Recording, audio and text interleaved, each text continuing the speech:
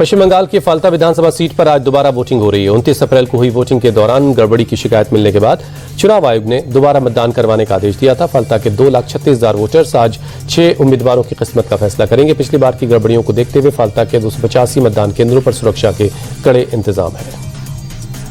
फाल्ता से टीएमसी के उम्मीदवार जहांगीर खान ने मैदान छोड़ने का ऐलान कर दिया। हालांकि ईवीएम में उम्मीदवारों की लिस्ट में उनका नाम वोटर्स में को नजर नहीं आएगा। वहीं बीजेपी की तरफ से देबांशु पांडा उम्मीदवार हैं, जबकि कांग्रेस ने अब्दुल रज्जाक मुल्ला को मैदान में उतारा है। साथ ही सीपीएम के उम्मीदवार शंभुनाथ कुर्मी भी टक्कर दे रहे हैं। टीएमसी ने जहांगीर खान को चुनाव न लड़ने के फैसले को उनका व्यक्तिगत फैसला बताया। पश्चिम बंगाल के सीएम शुभेंदु अधिकारी ने राज्य में सीएए लागू करने का ऐलान कर दिया। सीएम शुभेंदु ने राज्य में सुरक्षा और घुसपैठ के मुद्दे पर कहा कि राज्य में जो लोग नागरिकता संशोधन अधिनियम के दायरे में नहीं आएंगे उनके खिलाफ कार्रवाई होगी। सीएम ने कहा कि सीएए के तहत 7 कम्युनिटी के लोगों को नागरिकता मिलेगी और जो लोग इसके दायरे में नहीं होंगे उन्हें राज्य की पुलिस बीएसएफ के हवाले कर देगी और बीएसएफ ऐसे लोगों को डिपोर्ट करेगी। दिल्ली एनसीआर में आज से अगले 3 दिनों तक ऑटो और टैक्सी यूनियन की हड़ताल रहने वाली है। इस दौरान सड़कों पर ऑटो रिक्शा और गाड़ियां नहीं दिखेंगी, जिससे लोग परेशान रहेंगे। ड्राइवर यूनियन का कहना है कि पिछले 15 सालों से दिल्ली एनसीआर में टैक्सी और ऑटो के किराए में इजाफा नहीं हुआ, जबकि सीएनजी पेट्रोल डीजल के दाम बढ़े। इसी वजह से ड्राइवर आर्थिक दबाव में है और राज्य सरकार को तुरंत किराया बढ़ाना चाहिए। पीएम मोदी ने आज केंद्रीय कैबिनेट की अहम बैठक बुलाई है। मोदी सरकार के तीसरे कार्यकाल के 2 साल पूरे होने के मौके पर बुलाई गई इस बैठक में मंत्रियों के अलावा राज्य मंत्री, स्वतंत्र प्रभार और राज्य मंत्री भी शामिल होंगे। आज शाम 5 बजे सेवा तीर्थ में होने वाली इस बैठक में सरकार के कामकाज का मिड टर्म रिपोर्ट कार्ड माना जा रहा है। पीएम मोदी के खिलाफ अपशब्द कहकर कांग्रेस नेता राहुल गांधी फंस गए। बीजेपी युवा मोर्चा के प्रवक्ता अभिषेक दुबे ने दिल्ली के तिगड़ी थाने में राहुल गांधी के खिलाफ शिकायत दर्ज करवाई। दरअसल राहुल गांधी ने रायबरेली की एक जनसभा में पीएम मोदी के इटली दौरे पर तंज कसते हुए प्रधानमंत्री और गृह मंत्री को गद्दार तक कह दिया। राहुल गांधी ने कहा कि मोदी ने देश भेज दिया, सारा पैसा अडानी अंबानी को दे दिया। इससे पहले राहुल गांधी ने अमेठी में कहा कि नीट का पेपर रद्द हो गया है, पेट्रोल के दाम बढ़ते जा रहे हैं, गैस है नहीं, महंगाई बढ़ती जा रही, लेकिन देश के पीएम इटली के पीएम के साथ टॉफी खा रहे हैं। तमिलनाडु में आज सीएम विजय अपने मंत्रिमंडल का विस्तार करेंगे। विजय सरकार के कैबिनेट विस्तार में कांग्रेस भी शामिल होने जा रही है। राज्य में पूरे 59 साल के लंबे अंतराल के बाद ये पहला मौका होगा जब कांग्रेस सरकार का हिस्सा बनेगी। कांग्रेस आलाकमान ने बताया कि उसके 2 विधायक विजय की कैबिनेट में शामिल होंगे। नीट यूजी 2026 री एग्जाम को लेकर सरकार सख्त है। केंद्र सरकार फर्जी खबरें फैलाने वालों के खिलाफ कार्रवाई की तैयारी में है। केंद्रीय शिक्षा मंत्री धर्मेंद्र प्रधान ने बुधवार को एक हाई लेवल मीटिंग की। बैठक में सोशल मीडिया के जरिए फर्जी पेपर लीक के दावों को रोकने के निर्देश दिए गए हैं। ऐसे सोशल मीडिया चैनल्स पर नकेल कसने की तैयारी है। मेटा, गूगल और टेलीग्राम के अधिकारियों से भी बातचीत हुई है। नीट पेपर लीक के मामले में मास्टरमाइंड के बाद अब पेपर खरीदने वालों के पर सीबीआई की नजर है। सीबीआई अब एक बार फिर से पेपर खरीदने वालों पर शिकंजा कसने की तैयारी कर रही। पेपर लीक के मामले में लातूर के एक चाइल्ड स्पेशलिस्ट को हिरासत में लेकर पूछताछ की गई। बताया जा रहा है कि लातूर में डॉक्टरों के बच्चों के लिए अलग से क्लास ली जाती। सीबीआई आशंका जता रही कि पेरेंट्स जो डॉक्टर खुद हैं उन लोगों ने अपने बच्चों के लिए पेपर ज्यादा खरीदे। बिहार में एनडीए सरकार के 6 महीने पूरे होने पर प्रशांत किशोर ने बड़ा अटैक किया। पीके ने कहा कि सरकार में चेहरे बदल गए, लेकिन पलायन और बेरोजगारी के हालात नहीं बदले। महिलाओं को 2-2 लाख देने वाले वादे पर तंज कसते हुए पीके ने कहा कि वादा करने वाले खुद सत्ता छोड़कर भाग गए। साथ ही नीट पेपर लीक को लेकर उन्होंने कहा, जब चोर को ही तिजोरी की चाबी सौंप दी जाएगी तो पेपर लीक और भ्रष्टाचार कैसे रुकेगा।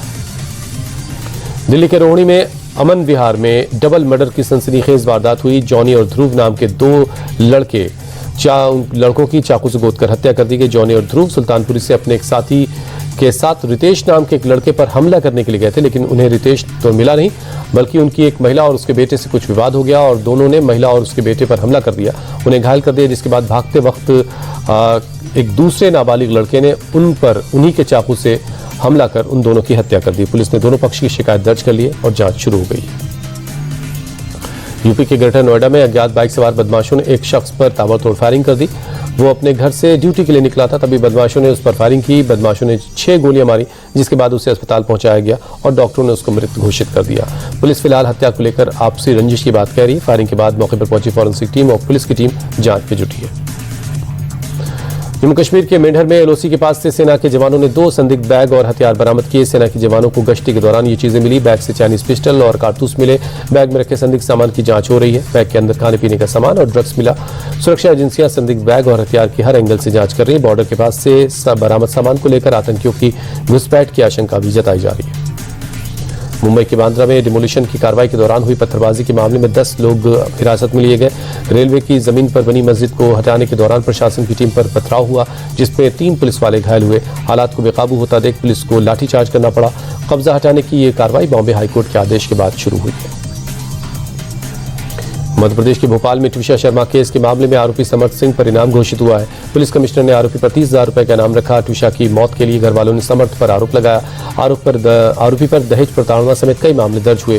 पुलिस कमिश्नर के आदेश में लिखा है कि आरोपी की जानकारी देने वाले को इनाम मिलेगा, साथ ही उसकी पहचान भी गुप्त रखने का भरोसा दिया गया। इस बीच ट्विशा के परिवार वालों की दोबारा पोस्टमार्टम की मांग को कोर्ट ने खारिज कर दिया है। यूपी के संभल में पुलिस और बदमाश के बीच एनकाउंटर में रेप का आरोपी पुलिस ने गिरफ्तार कर लिया। चेकिंग के दौरान पुलिस के रोकने पर बदमाश भागने लगा और पुलिस पर फायरिंग कर दी। पुलिस की जवाबी कार्रवाई में वो घायल हुआ और फिर पुलिस ने उसे गिरफ्तार कर लिया है। अस्पताल में भर्ती करवाया गया है।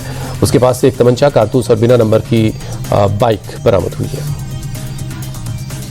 अमेरिकी राष्ट्रपति ट्रंप का ईरान में जारी जंग को लेकर बड़ा बयान आया। उन्होंने कहा कि मैं जीतना जानता हूं, लेकिन अभी मुझे कोई जल्दबाजी नहीं। राष्ट्रपति ट्रंप ने ईरान में अपनी रणनीति को सफल बताया और कहा कि वो न्यूनतम सैन्य नुकसान के साथ विरोधी देशों को पस्त करने में कामयाब रहे। राष्ट्रपति ट्रंप ने कहा कि स्ट्रेट ऑफ हॉर्मुज को खुला रखना उनकी प्राथमिकता है, लेकिन वो इसके लिए कोई जल्दबाजी नहीं करेंगे। ट्रंप ने कहा कि ईरान की जनता बेहद खराब दौर से गुजर रही है और सरकार के खिलाफ वहां लोगों में नाराजगी है।